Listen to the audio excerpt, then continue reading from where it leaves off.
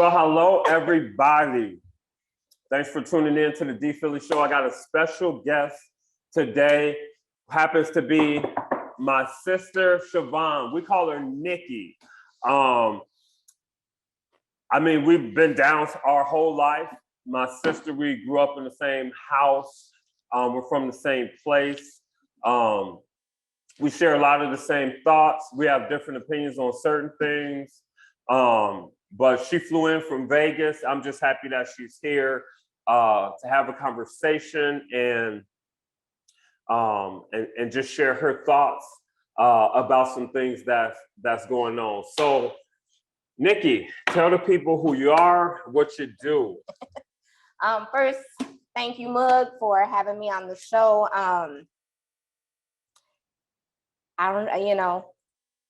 I just still can't believe I'm on the D Philly Show. Like this is like awesome and amazing. What a blessing it is, to be able to sit side by side with you today, and interact. For those of you who don't know, just to reiterate on what my brother said, he is my best friend. Like we, all day, every day, we're texting each other. Yeah. Something silly, that is just like who we are, the nature, of our relationship. I am the oldest. People don't think I'm the oldest, but I am the oldest. He always played the role of the big brother, as opposed to me being the big sister, I would say. Yeah. Living in Vegas now, I am a 20-year educator. I am currently a behavior strategist and mentor at an elementary school in Las Vegas.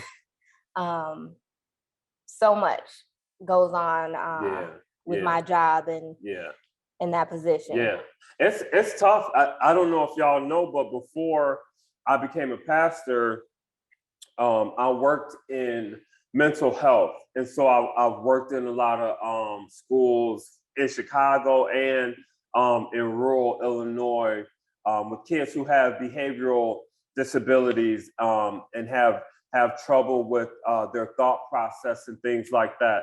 And it could be challenging, and even just as a teacher, but I can imagine, I could think about how hard it is as like an administrator, especially in the climate of schools that we live in. The climate that we live in, we're in a place now where, like I said, when I was talking to Aaron, structured discipline is a thing of the past because everybody has their own feelings and input on everything. So that structured discipline and strict guidance that's out of love, that part, we're kind of getting away from. And I think that's the big piece that's missing, or that maybe some people may not understand, is that discipline really is done out of love. Absolutely. Discipline is not punitive. It's not. You are caring enough about that student, about that child, to want them to be successful. So you are pouring into them those strategies and success, giving them those tools. Absolutely. So that they can change inappropriate behavior. Absolutely. But it's a totally different dynamic from even when you and I were in school, or even when Bran and Trey were in school. Oh yeah. Hi, Bran. I love you. We have so many students that are combative, students that, see teachers or, see other staff members, in the school as their peers. That's dangerous. Yeah, So they cross the boundaries, or we'll have teachers who will go back and forth, with the student. Power struggles. You can't win them. You cannot. You can't win them. You cannot. And so that right there also makes the student feel like they're on the same level. You know, what we're also seeing a lot of nowadays, going back to what you were saying about mental health, is a lot of the students now, a lot of the children now are struggling with basic coping skills. Yeah. Just, Basic coping skills. I got a bad grade, on a test. So now I'm falling out on the floor. I'm in the second grade and I couldn't write this letter real big. So now I have to get radio because I got to go get him from under the table. Right. So for those that don't know, tell the people what you actually do there in Clark County.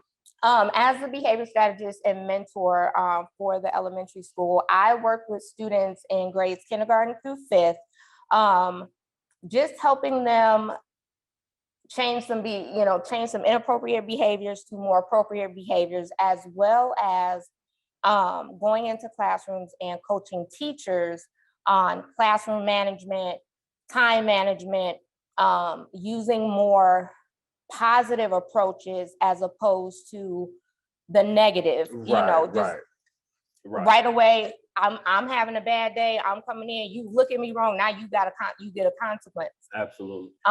Yeah. So let me ask you this. I got out of education 3 months before COVID hit. Okay. Pre-COVID education and teachers, because quite frankly, COVID split the education world in half.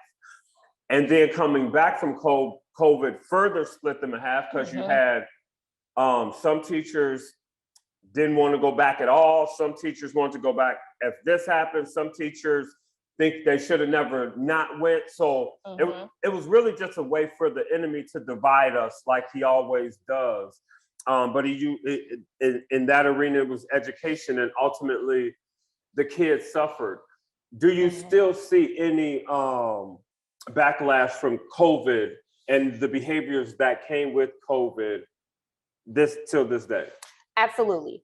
One of the biggest things is the students. What I'm seeing is the students' lack of motivation, and it's not. Don't get me wrong. It's not all the students. Right. Yeah. But I would say, if I looked across, all the grade levels, they're not motivated. They are not motivated. And so for teachers, who are dedicated and passionate and who can, see the potential in the students, and the student, couldn't really care less, it makes it very difficult to instruct. It makes it very difficult to kind of see how am I going to reach, this student. Yeah. So during COVID, a lot of people even kids went to like YouTube and all these different things for entertainment purposes. And so now a lot of kids, instead of saying, I want to be a doctor, a lawyer, a fireman, a policeman, a teacher, a librarian, or whatever, they say, I want to be a YouTuber. They know that, because kids are smart, they don't need a primary education to do that. So do you think that lends into the lack of motivation, is the thought of, for what I want to do, I'm not going to need this? Where like when we was coming up, you needed that high school diploma to, you know what I mean? Like it was career. It meant something. Yes. Now, and I know there's a lot of millionaires and billionaires who don't have a high school diploma, but you can make a lot of money without. It's almost like schools getting pushed.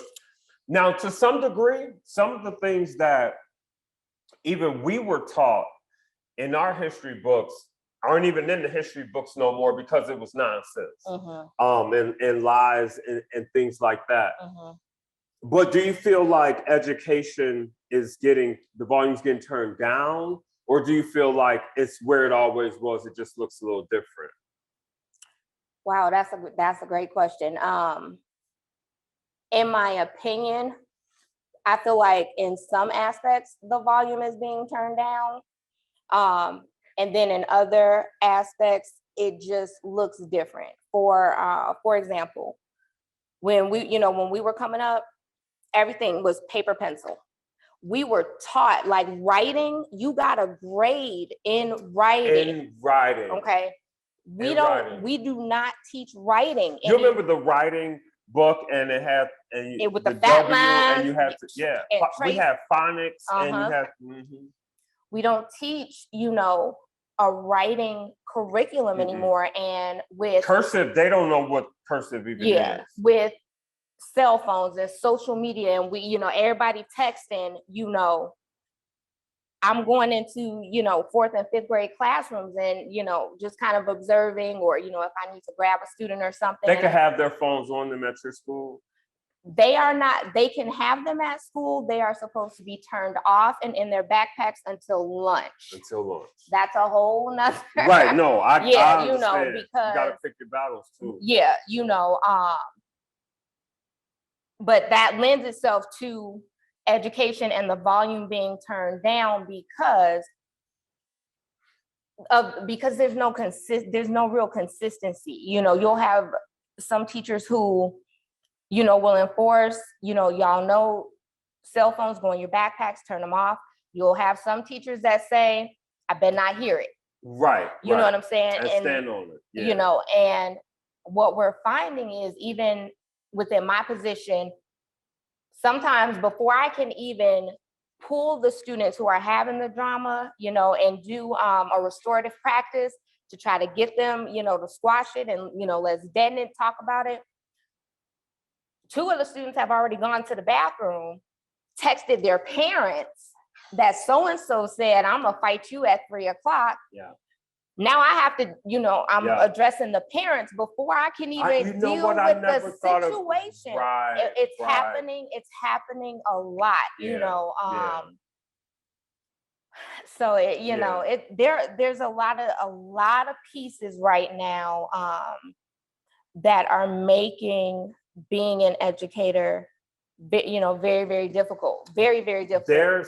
There's I talk to young people all the time at our church, and we have a lot of young teachers and educators, and I've also seen a lot of young people who were going into education go another route. So do you think that where it was once popular to be a teacher and it was looked at like an amazing thing to do, to pour into these young people, I mean, the volume's getting turned down and it's almost to a disrespectful place. What the amount of money that teachers made has always been disrespectful. Absolutely. Has always been disrespectful. But now, and also a lot of kids wouldn't go back to school after COVID. They ended up homeschooling. Or they went to some online school,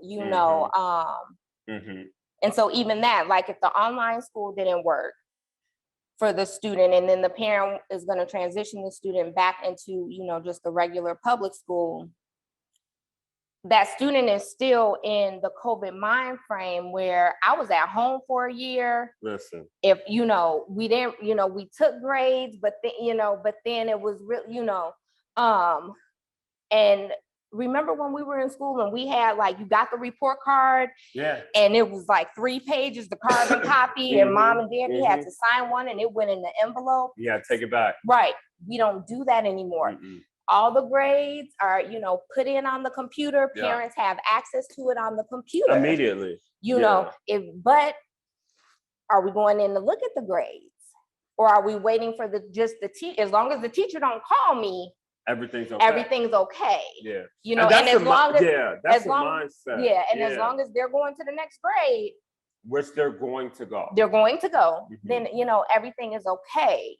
But what, you know, as a society are we teaching them, you know, because they are our future, you know, leaders 100%. And the ones who are going to make, you know, the choices about my Social Security, you know, and if you can't count, we got an issue. If you are in the 5th grade and, you know, it's 11 minus 7 and you going, yeah, I don't want you you know, my money. You know, and that is where we are. Like, I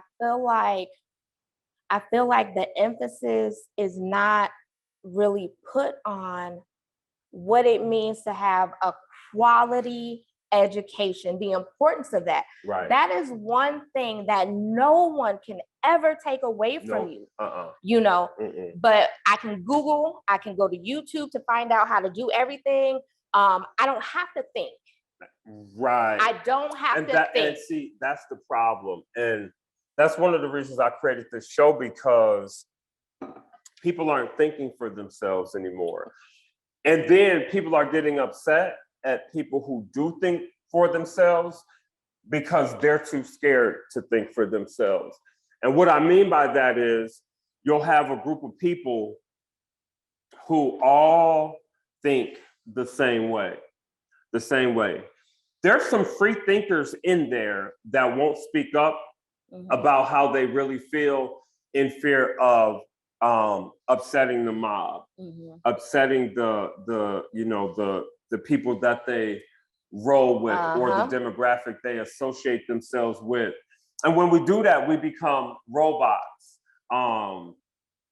You know, but we let people think for us, and we accept any answer as the truth if it's from a source that we agree with. We got to chill. We got to stop doing that. We got to be free thinkers. We got to be critical thinkers and look at things from different angles and different lenses, and, you know, see how we can push this thing forward in this world that's changing, because technology is not going anywhere. Right. It's just gonna grow and grow and grow and grow. So we have to find, like, you know, happy medians, but without a people that are willing to push through that. You know, it's the easy way out. Yeah. I'm not going to go online and look at the grades. I don't feel like resetting the password. And then we also have people who aren't technologically savvy. Just because they're not because they don't want to be, or it's just the idea of a, you know, it just throws some people. And I'm no spring chicken. You know, and we've gotten away from paper and more to tablets. Well, what that does is it eliminates a generation of people, you know, if they just don't have the thought process or the coordination to do it, and nobody to, you know, help them do it. We run into that at church quite often. And so we've tried to do a good job of, okay, well, we've got to make sure there's somebody at the kiosk to actually talk to people and put in info. We do still have paper signups for groups and things like that, because we want everybody to be able to be a part of it. We want the 13-year-old who could take this thing and rewire it and all that stuff, and then we want my grandmother to be able to sign into the event as well. You know, but we have to come to some sort of happy medians, or, you know. And, you know, you hear the phrase, you know, well, that was in the past. That was all, you know, that was school back in the day, that, you know, and some of the things that were school back in the day need to come up to today. Today, yeah. You know, like, we need to teach these kids how to sign their name, you know. You know, just little things. And if something is challenging, I don't have to do it. That's the mindset. I don't have to do it. You know, challenging while it's uncomfortable. When you push through it, you know, the amazing feeling that you have on the other side of that. Yeah. But it's like trying to even get them to think that way. Oh, it's tough. When why do I have to do this? And unfortunately, and as heartbreaking as it is, you know, kids are dealing with so much more personal issues in their lives than I feel like, you know, we did. They, you know, with social media and being able to make a TikTok video about a girl I don't like at school, you know. And they're killing themselves. Over it. And, you know, they come to school, you know, after having needed to feed, you know, 3 younger siblings because mom has to work. Gotta work, you know, and I get to school and the teacher's like, how come you don't have your homework done? Well, because I had to be a father, and then by the time, you know, we want the kids to come to school and just be kids and just, you know, but if you have not built that personal rapport with the student to really know, you can't, and you can't treat them all the same. You can't. Gone are the days of open your books to page 31 and simultaneously everybody in the class has their book. Yeah. And it's like, and everybody is on page 31. That's over with. You know, you have Jake who had to feed his siblings and put them to bed, you know, and then by the time he gets to school and can realize, okay, I'm the kid here, I just need to learn. It's time to go. And I'm too tired. And I'm too tired now. We used to, at the school I worked at, the first thing every kid did when they got off the bus, they would get searched and then they would get breakfast. Because while those of us who can, who are blessed enough to open a refrigerator and get something out every day, for a lot of kids, that's not the case. And so you're trying to teach me 20 minus 10, but I'm hungry. I'm not paying attention to you. I'm paying attention to how my stomach feels.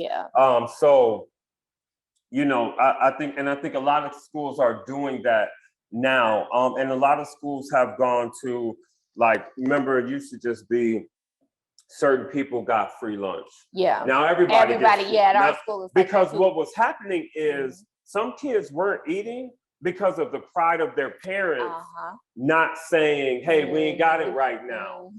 So now there's no pride, and go eat, go eat, go eat, go eat. And so that their little brains can be ready to try. But going back to something you said about, you know, not pushing through, I tell people all the time that whenever something's growing, it hurts. I've heard you say that. If you want to lift weights and get muscular, you got to rip your muscles apart, and it's gonna hurt. And then day 2, you're gonna be in a lot of pain. Day 3, you're gonna be ready to hit it again and keep pushing through, and that builds strength. It's the same with anything. People who are trying to lose weight, that first week is gonna suck. It's gonna suck until your body gets used to, okay, maybe we're eating some things that are different, okay, and your body will push through and adjust. But if we don't force ourselves to do things that are uncomfortable, to do things to make us stronger, then we can't complain about staying in the same place that we've been year after year as well. And you know, those generational curses are so real. You know, you don't know what you don't know. You don't know what you don't know. Right.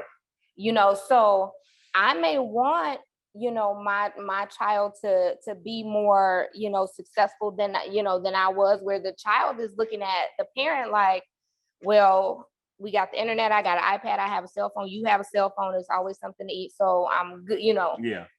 But the parent may not even know what avenues, and, you know, is it okay to reach out to the teacher? Is it, you know, how do I connect? And I think that is so important, you know, that we provide those services. I know we do at my school, you know, for parents, even if it's just, a question, question and answer. I know I'm a part of the multidisciplinary leadership team, and we had to prepare a presentation a month or so ago for parents. And we were brainstorming with each other, like, what do we think they would ask? What are they not going to ask? Right. Because they don't know to ask it. Because they don't know to ask They it. don't know to ask it, Yeah. And so we have to work together. We have to work together. And it is not easy. This is my 20th year in education. Does it feel? It probably feel like that's you. It does. It does. Yeah. It's a little heavy. It's a little thick. So. But I've lost my passion. I've lost my passion this year in a way that I never had before. And anybody who knows me really well knows that since I was a little girl, all I wanted to do was be a teacher. Period. All I wanted to do. We had these little school desks, and she ain't make us, we enjoyed it, but she made us play school, and we had little desks, and she would make our work be like 14 minus 2. And like my cousin, he was gonna be the good student. I would always be the bad student. So I put like the wrong answers. But we was little. She was like 6, he was 5, I was 4, or I was 5 right at the time, depending on the. But that's all she wanted to do. That's it. And I've taught multiple grades. Throughout my career, I've worked, in positions as, reading strategist, learning strategist. I've worked at the district level, learning and understanding, the money side of things and the politics of how, things really work as we look at what schools are going to get what and why.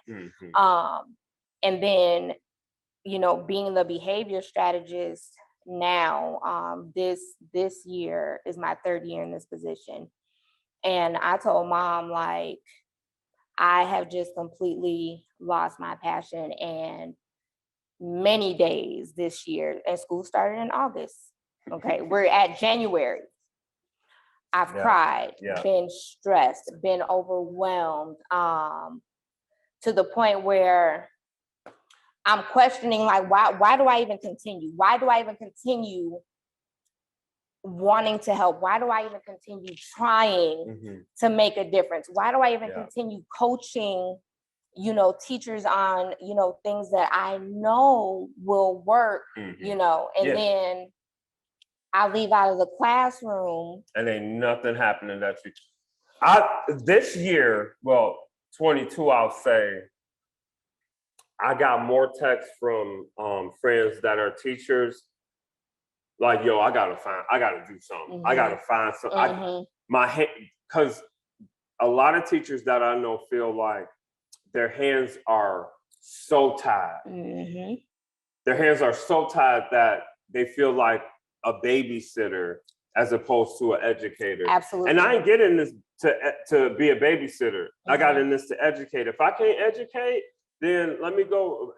Some hospitals need some nurses, and they're paying really well. What would you want outsiders to know that could help teachers and staff and even us parents? Like, what could we be doing to help?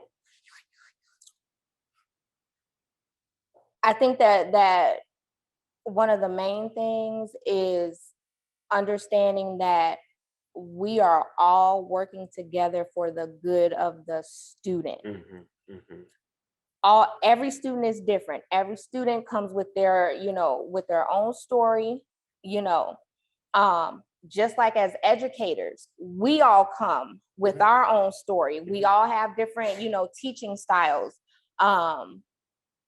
But being able to share ideas without judgment, being able to meet with parents in a way where the parent feels welcomed and not like, well, your kid isn't, you know, how come he, you know, how come he's not this, how come he's not that? You don't know, you know, as educators, we don't know what's going on in the home unless you've built that rapport. Right. You know, and that's like one of the key things. If you can get a solid rapport built with the parent, Absolutely. Where the parent trusts you. Absolutely. Okay. They will let you in. That's I had parents of students who, like, people would say these are the worst kids in Coast County or wherever.